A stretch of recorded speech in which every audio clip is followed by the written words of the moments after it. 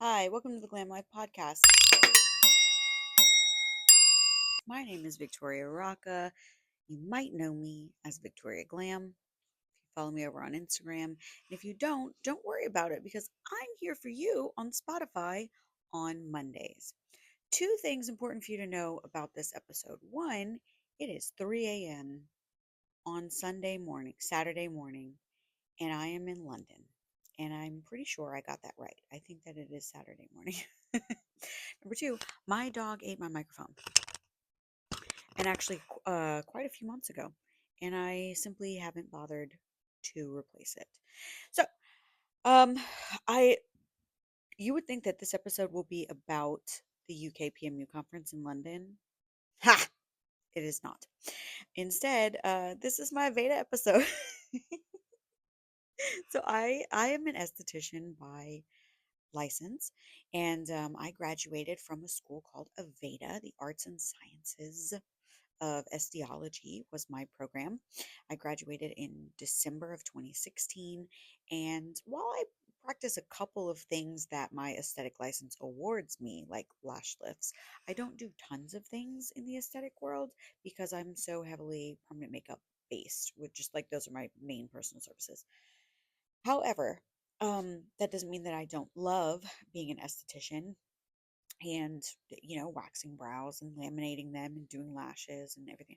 So I stay in touch with my friends from Aveda pretty regularly, and recently they invited me in for something that's pretty new called Industry Day, which is kind of like a career fair, except that we're not necessarily hiring. We might be hiring, not necessarily.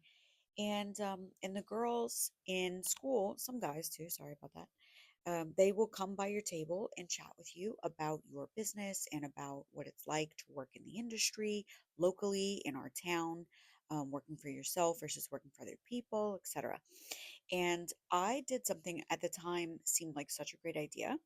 I put out these tiny little anonymous questionnaires and had them fill them out while they were talking to me that said, like, what are some of your greatest fears? What are some of your greatest dreams in terms of like what happens to you after you graduate from Aveda?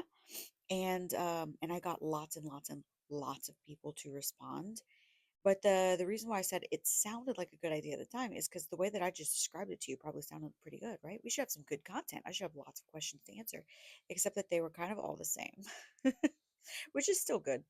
But I wasted a lot of paper to find out that everyone has the same concern, that they're not going to be able to build their own clientele.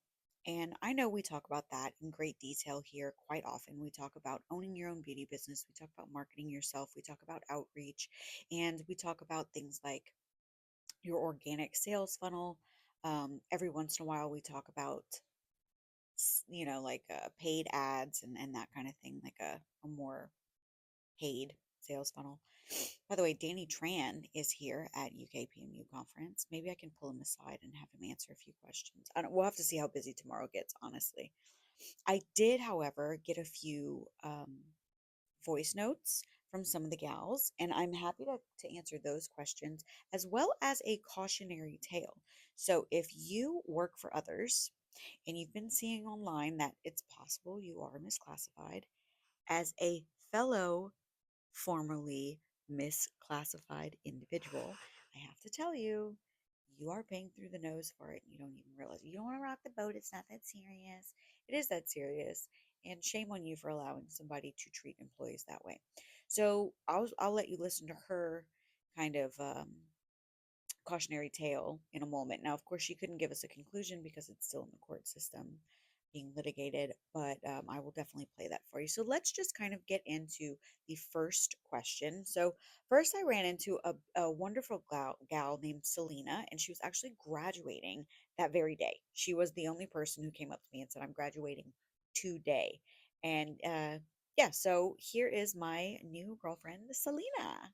You guys, I'm standing here, you won't even believe me, with someone graduating this very day. Welcome to the graduation of Selena. Selena, you're graduating today. What are you graduating in? Aesthetics.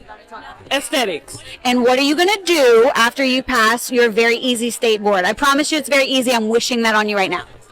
Basically, I would like be into all different things like spa, makeup, lip fillers, microneedling, individual lashes. I really want to put my foot into everything.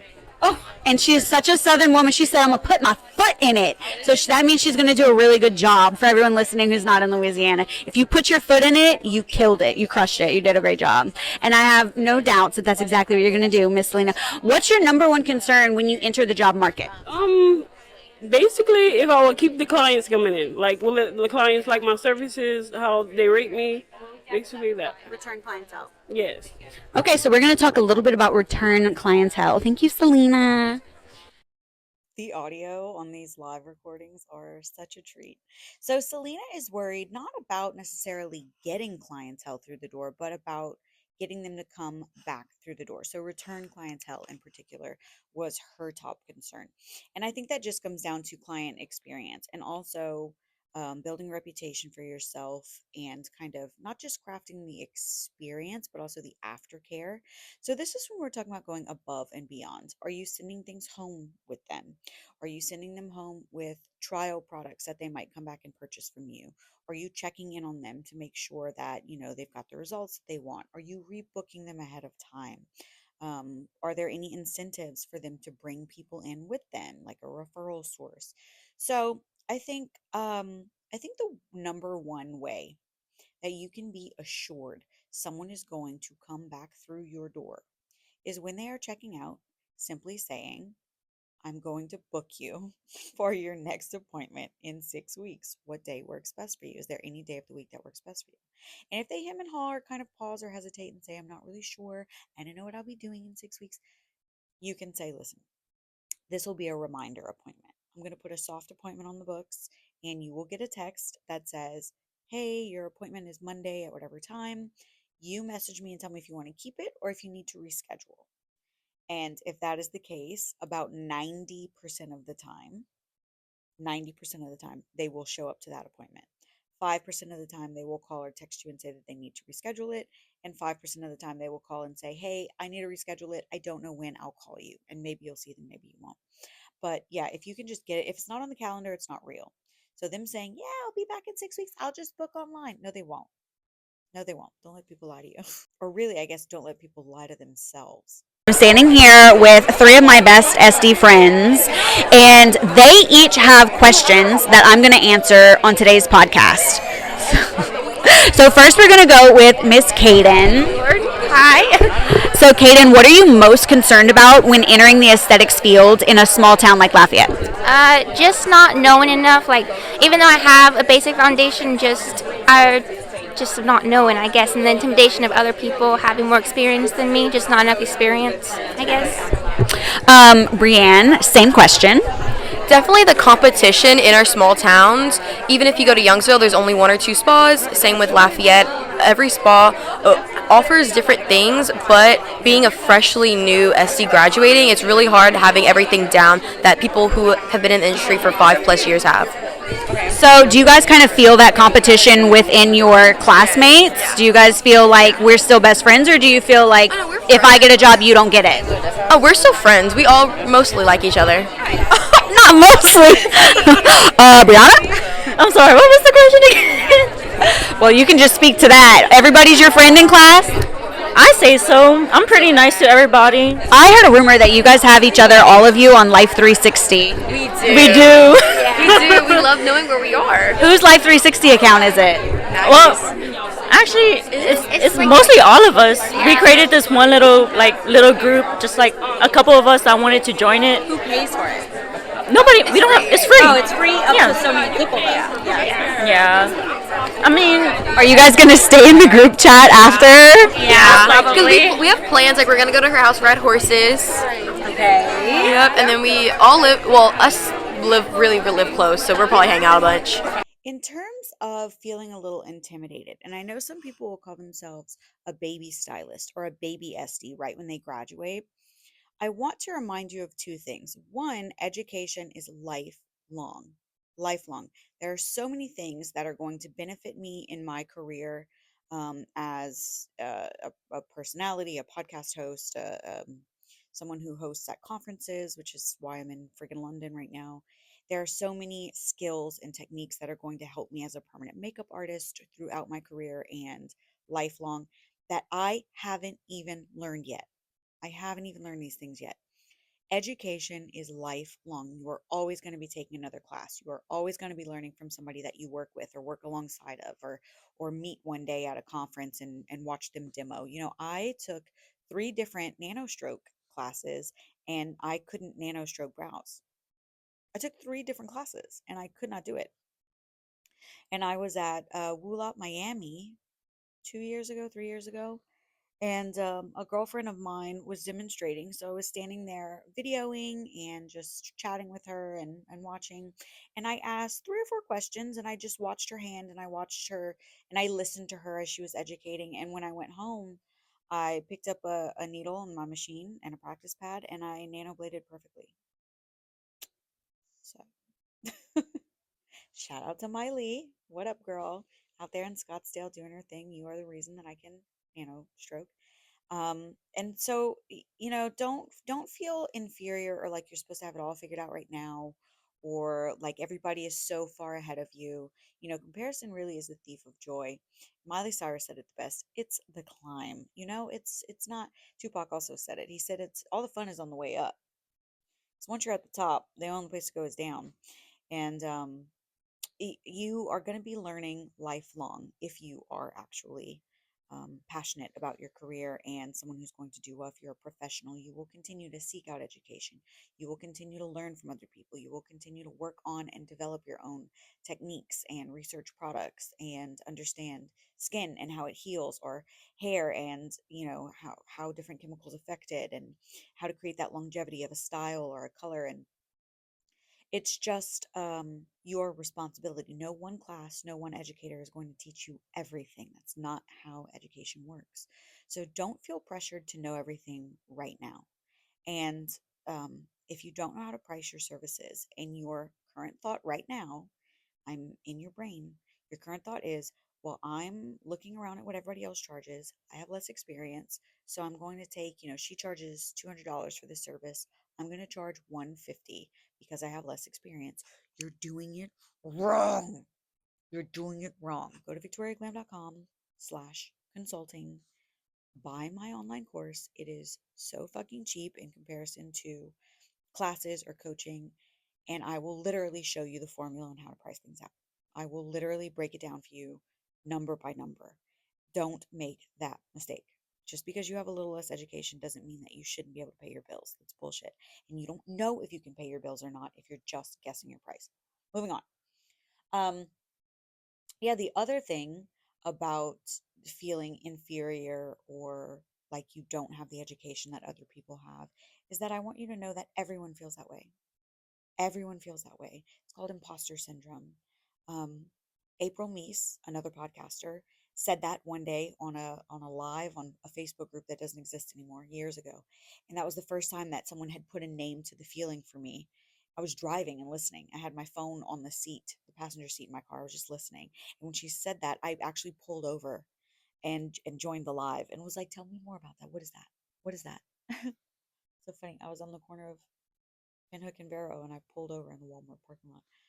Anyway, I remember that exact moment because it was so profound for me. It was a real aha moment, finding out that I'm not actually a fraud. People are not going to find out that I don't know what I'm doing. No one knows what they're doing. No one knows. And once I became a mother, I really, really understood that, because we are all just winging it. We are all just thinking. Danny Tran, owner of High Stoke Media and the PMU World Conference, he and I were talking about that with my friend Callie just last night. We have this like champagne get together after the first day of conference, and all my pals are sitting there: Callie Morehouse and Danny Tran and Taryn Darling and her wife Kat and a few other people. And Callie asked, "Danny, do you do that? Do you just do you ever just wing it?" And he was like, "No, of course not. We plan things out. I mean, when it comes to conferences and things that are so tactical and have so many moving parts, you have to really, really plan things out." And I reminded him, and you can hear this actually on the podcast episode that we did together 2 seasons ago. I reminded him that's not true. It's not true. We like to think that we're in control, but even with somebody who's, putting on $1 million, $2 million productions and spends all year planning for every contingency, that's actually not true. You're not prepared for everything. You are winging it. You have to be flexible. You have to be adaptable. And Danny tells that story in much greater detail as the first person, of course, who it happened to, like first person point of view in the episode that we did together. But essentially, he said something along the lines of like, their first conference, the first time he put on PMU World, it's a lot of money up front to do your own conference. It's a lot of money up front because you've got to pay deposits and you've got to start paying vendors and you've got to, and people, you're getting money in drips and drabs. It's trickling in, especially in the beginning, because people don't buy tickets until right before they come to the conference. So you're fronting all of that money for months and months beforehand. And he was saying that during the first conference, he was really betting on himself tremendously. And it had been a few months and no one had bought a ticket yet. It had been a few months and no one had bought a ticket to PMU World yet. And Danny was sweating a little bit. And when they sold that first ticket, he was like, it's going to be fine. It's going to be fine. I've worked at conferences. I do know that this is true. I know what I'm doing. I don't know what I'm doing, but I know what I'm doing. And I think that is the real give and take of being a business owner, especially in the beauty business, because so many people will teach you how to do the thing, but nobody will teach you the business. Nobody teaches you the business, not in beauty school anyway. And that's okay because that's not their job. Their job is not to be a business school, they are a beauty school. So that we take it right back to what I was just saying, right? Like education is lifelong. You have to seek it out. You have to go in and figure out for yourself. It's like being in math class. I can't ask any math. You didn't ask any questions in class today, Victoria. So of course you're confused. I don't know what I don't know.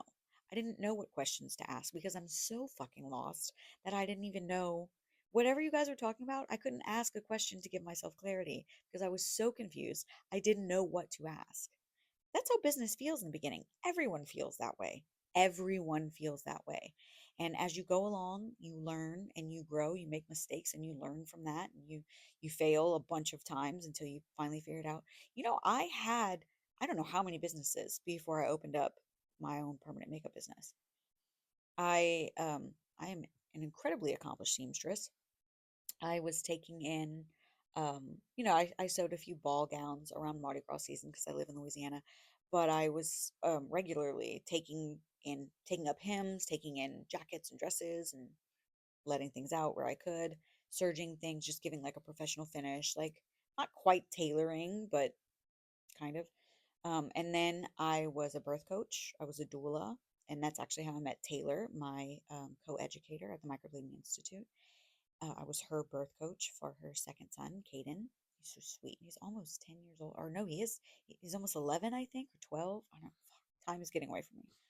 Yeah, I was a birth coach. I owned Lafayette Doula, and then I decided to have my own kids, so I couldn't be on call for other people's birth. Babies come in the middle of the night, I can't just leave a toddler and say, "Mommy's gotta go. I gotta go with this lady until she has a baby. I don't know how long it's gonna take.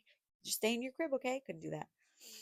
Um, yeah, and of course, famously, I was an exotic dancer all through college. That is, in fact, working for yourself. You are classified as an entertainer, and you can save your receipts for everything and write it off.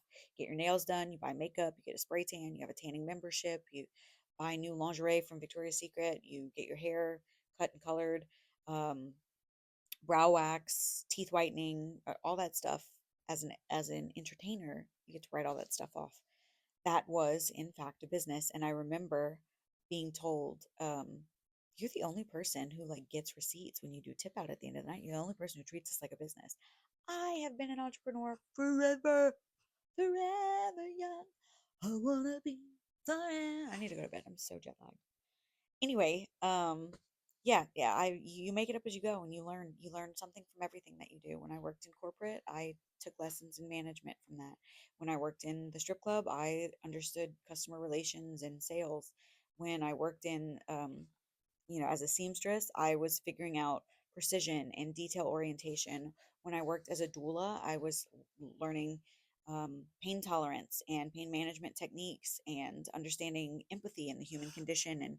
And this might be more painful for one person than another, and that's because you really get to who the core of people are and seeing people at their most vulnerable, which really lends to paramedical. You will learn so much for wherever you land, wherever you are. Wherever you are right now, you are learning so much that is necessary for wherever you are going next. In terms of competition, in terms of being competitive in local markets, especially small local markets, I would say number one, do your best not to fall out with too many people. I know that in beauty school, you're around the same 12 girls, 14 girls, whatever, for 6 months. It can get a little toxic. That is actually really common. It is in the strip club too. Every once in a while you find some kind of unicorn like this. The main club that I worked at as a dancer had a rule: if you didn't get along with one of the girls there, you couldn't work there. And there were a lot of reasons for that, but it worked like a charm. So we were quick to say, sorry, you can't work here. Sorry, you can't work here. You can't stay with us. Because if you came to divide, or you thought it was me versus you, or you wanted to argue in the back room, or you wanted to go in the dressing room and fight somebody, you can't do any of that. You can't do that because it fucks with our money. You can't fuck up our money. Everybody here is happy because everybody here is making money, and then we go home, and that's it. It's a job. That's it. We're not some weird family. We don't need to be arguing and scrapping over baby daddies and drugs or whatever. My strip club was never like that. Lucky me, I picked the one strip club in the world that was grandfathered in before they decided you couldn't have strip clubs there. So if they put one toe out of line, they would lose their liquor license. They could never get it back. So they really, really, really enforced all those rules. Now, the Aveda that I went to now is a very harmonious place. And these girls that I was just chatting with, they're all best friends. They have each other in fucking Life 360. They track each other voluntarily. They just want to hang out together. They're making plans for after graduation. Like, they're so cool. And meanwhile, I'm at Aveda interviewing them, and someone that I graduated with, who I used to argue with all the time, sent me a friend request on Facebook because someone tagged me at Aveda, and that was an easy no. That was an easy fuck no. No thanks. Don't want to hang out with you. Don't want to know you. I wish you well, but I wish you well over there. I don't need you in my orbit. I know that you only want to add me on Facebook so you can see what my life is and compare us because you don't like me either. And you want to see whether or not you're doing as well as I am, or you hope that I'm not doing as well as you are, or whatever. I toxic. I'm not interested. I don't want to do it. So if you end up in a situation that is a unicorn where you all love each other and you all get together, this is a strength. This is a blessing. This is great. And as you go into the workforce, she might get hired here and you might get hired there. Maybe you don't see each other as often, but you never know, because you might leave those places later and decide to both rent in the same place later, or decide to open something up together. Partnerships never work out. Don't do it. Doesn't matter. Um, yeah, but you never, and you can refer back and forth and you can learn from each other. Famously, I've said this so many times. A girlfriend of mine, her name is Caress. She is amazing. She owned a company called Plush Aesthetics in our town for many years. Recently, she trimmed that down. Her baby is a toddler now and needs a little bit more focus from her. So she has trimmed everything down, and she is now just booth renting inside of a salon that's like right next door to where her place was, a really like ritzy salon. And so now she works at Soho. Wonderful gal. Some of our services overlap, some of them do not. She was doing some microblading and permanent makeup when I first started doing permanent makeup, and I had ordered some Tina Davies microblades, and they were not in yet. And my microblading client was tomorrow at 9 a.m., and I did not get a delivery that day. So I'm panicking. Do I reschedule the client, who's not going to be happy about that because she can only come on Saturdays? That means I'm pushing her off another week. Or what do I do? So I messaged Caress and asked, hey, this is so random. This is the situation. Can I buy a microblade from you? And she messaged me back and said, I'm not even in the shop. I have strep throat. I'm at the walk-in clinic. I'm so sorry I'm not there. Okay, thanks anyway, whatever. About 10 minutes later, she called me and said, I was able to get in touch with my front desk girl. She's going to go to the shop right now and unlock the door. Get whatever you need. I said, well, how much do you want me to pay you per microblade? And she said, don't worry about it. Take whatever you need. I'm not using it. I'm sick. Take whatever you need. That is exactly who you need to be. That's exactly. Be a Caress. be a caress, be a caress.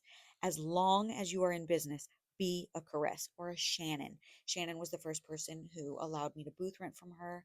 She was a guiding light in the beginning of my career. She was a mentor to me. She's a good girlfriend of mine now, but in the beginning, she was definitely a mentor to me, and it was not lost on me that she is a saint. She is a home for anyone in the beauty industry who has lost their way or needs to get back on their feet or needs advice or is scared or going through a divorce and lost everything or is homeless and needs a couch to crash on or, had a falling out with a business partner and needs a place to rent really quickly. And Shannon will make it work.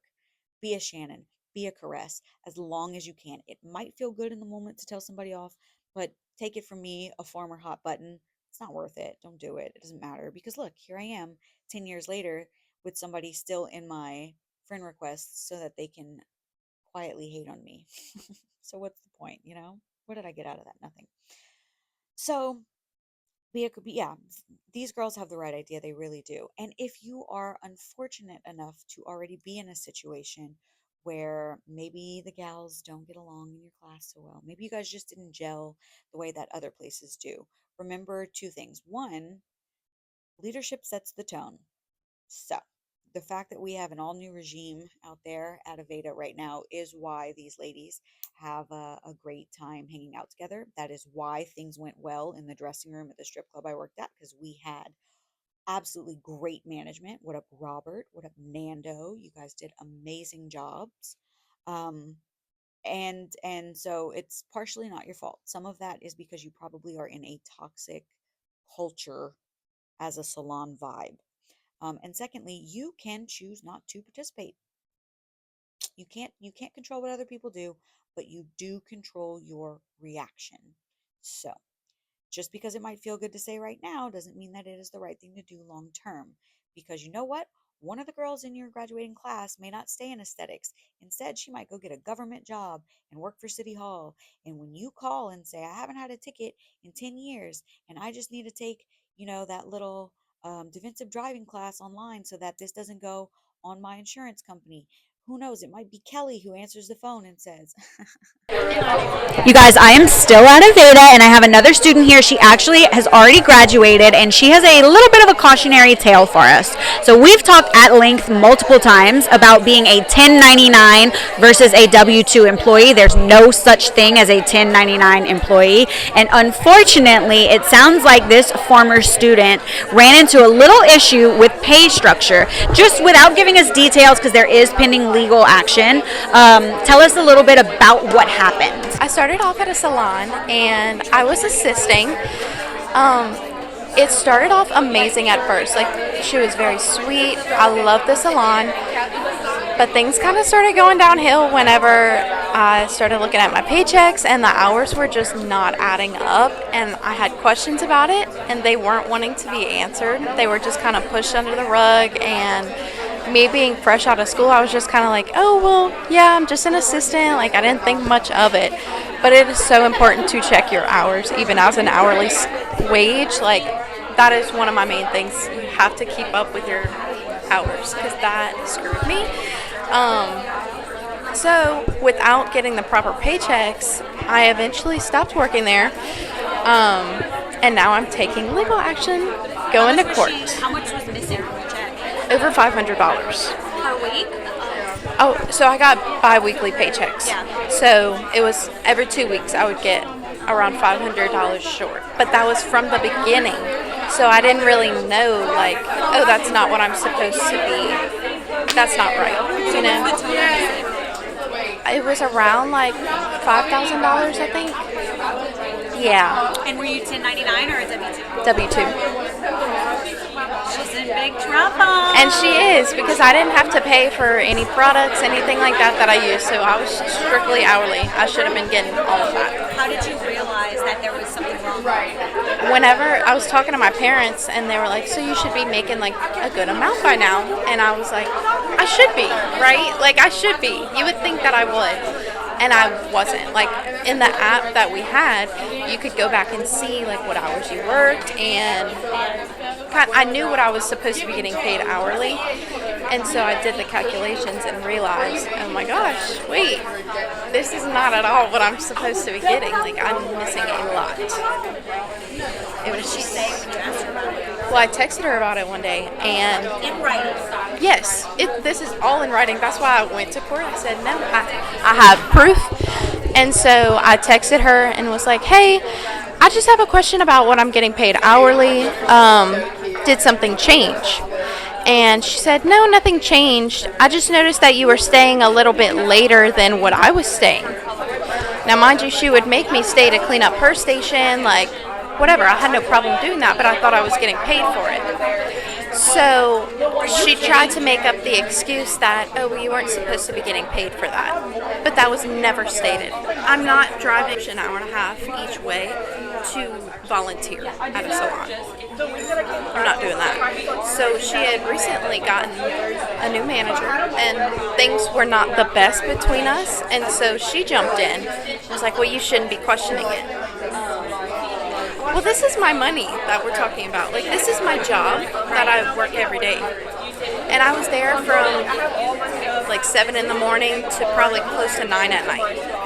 Like, I should have been making a good bit. Oh my God, 14-hour days? Yes. And driving 3 hours? Right.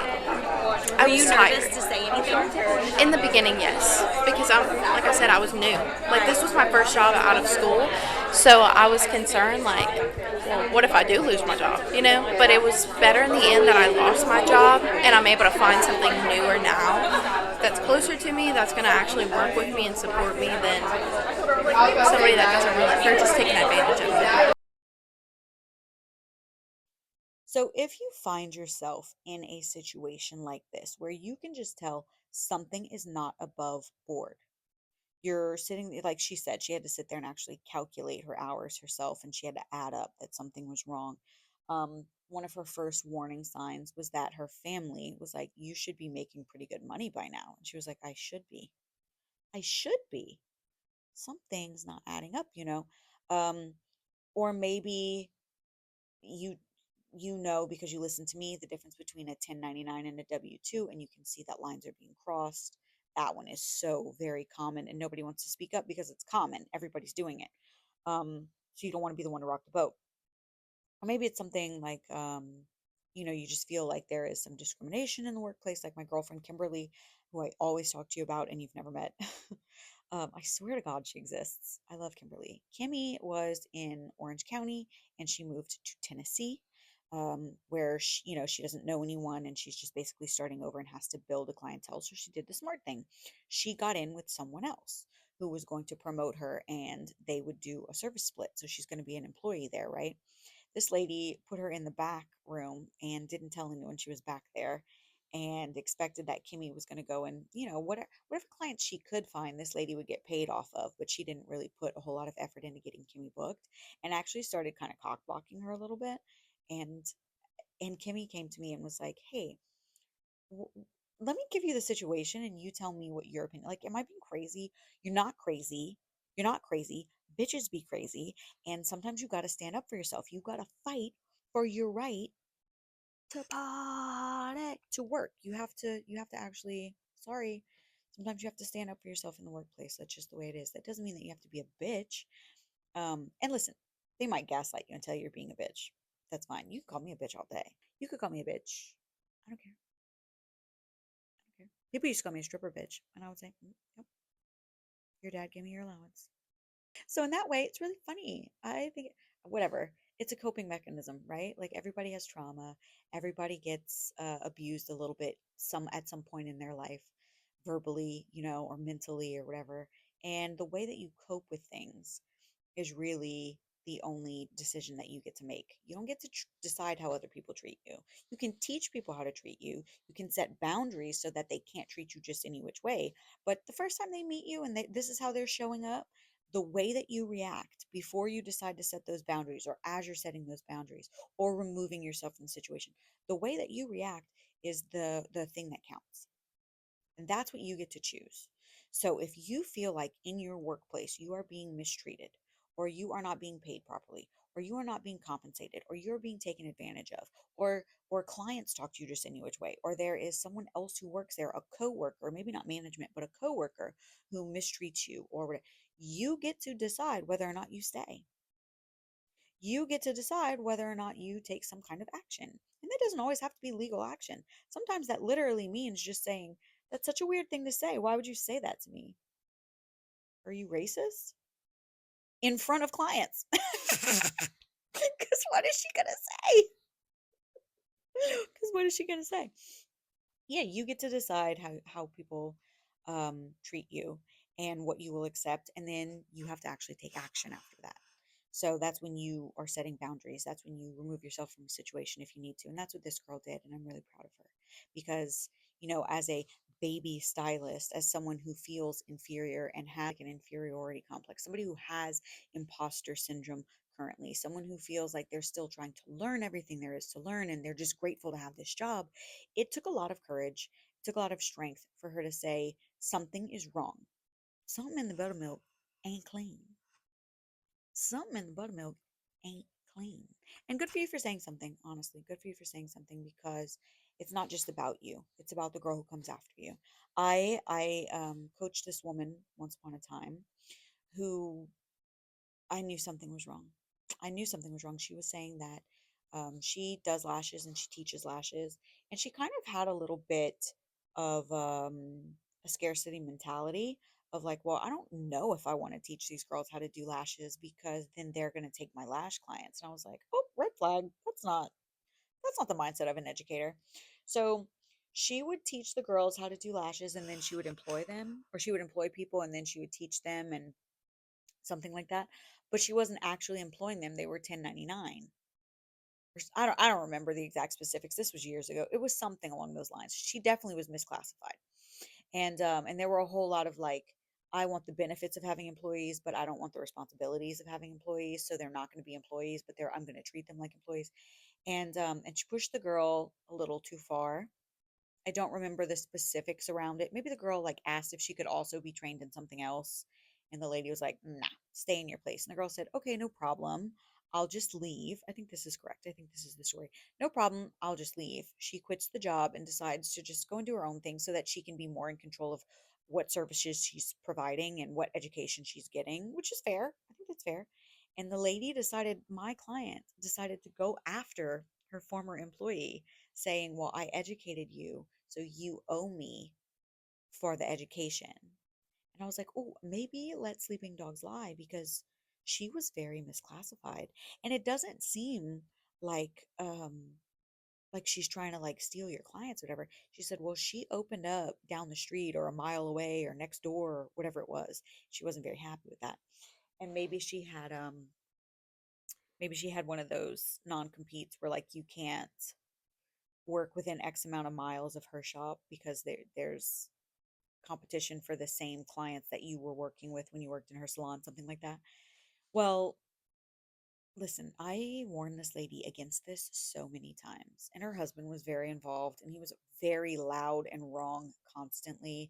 And he belittled his wife quite a bit. Like I remember him saying to me, "Well, I have to go back on the road soon, and you better figure out how she's going to fix this because she can't do this. She can't run this store on her own. It's her store. What are you talking about? Like, ye of little faith, you do not believe in this woman one bit. I mean, that was wild to me. It's part of why I hate men. I was just like, ew, gross.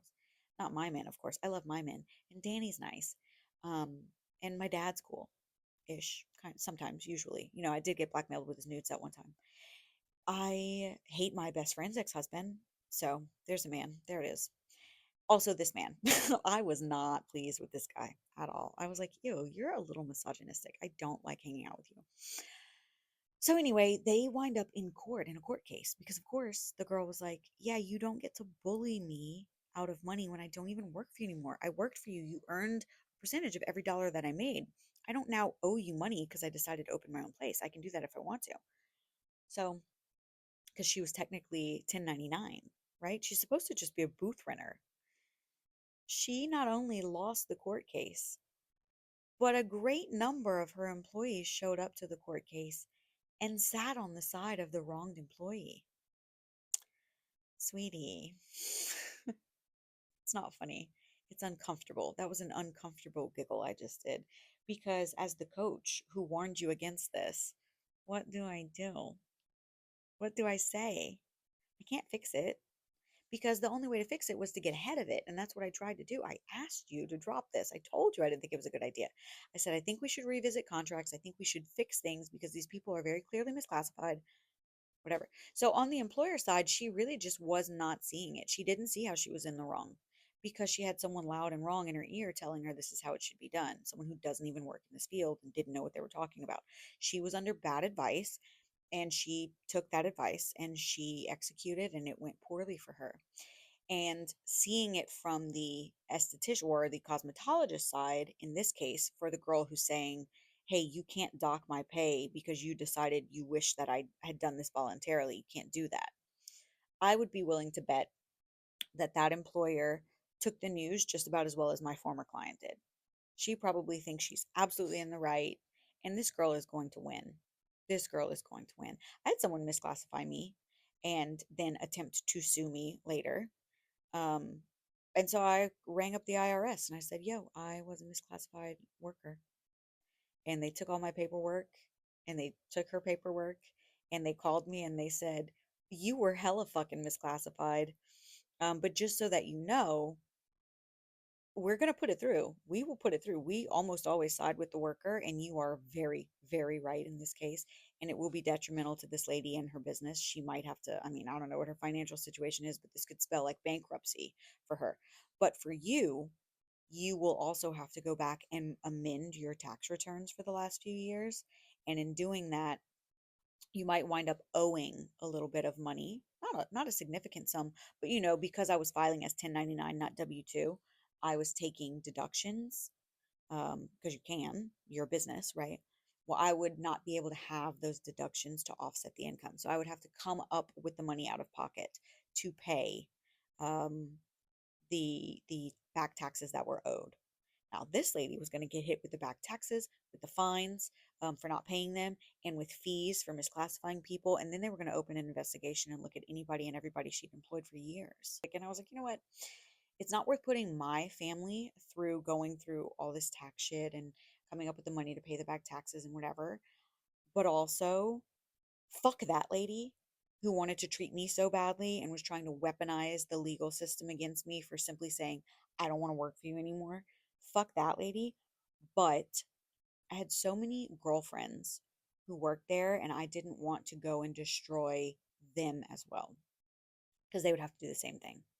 They would also have to come up with the money and pay the back taxes and lose the deductions and lose their maybe jobs if they were still working there. And, it was just very far reaching consequences. And because I have the gift of foresight, I thought probably not the best move for everyone else, but it was enough to say, leave me the fuck alone. And I can refile at any time that I want. They told me that already. They were like, you can pick this back up if you want to. So I actually dropped my misclassification suit with the IRS, but it wasn't because she wasn't wrong. It was because I'm a kind person who thinks of others before myself. I put other people before myself. That's why that happened.